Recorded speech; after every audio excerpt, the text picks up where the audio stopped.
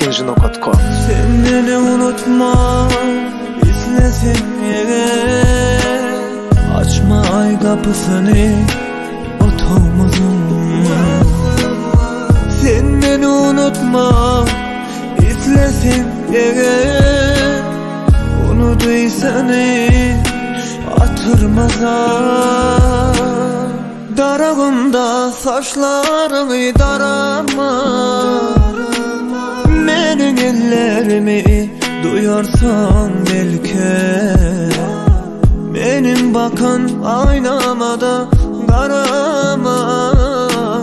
Belki şanla beni unutursan sen. Darağımda saçlarını darama. Benim ellerimi duyarsan sen. Benim bakan aynama da karama. Belki şanla beni unutursun sen. Yaşım küçük, yanı yürümez, acı dolu yüreğim, donup dur gözümde yaş. Gözlerimem yağdı o yılırmaktan juda taş. Bana çıdamak kıyın, unut da taşla kaç. Menin daran darağımda saçlarını darama. Menin bakan aynamda öz-özünü karama. Döv hemmesini otta yatlama. Inni benim zalim olacak, iyğimden barama. Görkönme qaharını, gizle özgöden. Qahardır hemme vadına yaneten sözmesen.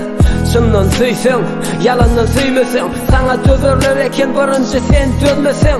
Ken yalnıştın benim gözüm kör yali. Men kiyali süyüp elini başkası dör yami. Bolya inne armanı yatlaşıp yürmeli. Her tane gelenime küyset yanır könani. Darağımda saçlarını darama. Benim ellerimi duyarsan belki. Benim bakan aynama da karama. Belki şanla beni unutursan sen. Darağımda saçlarını darama.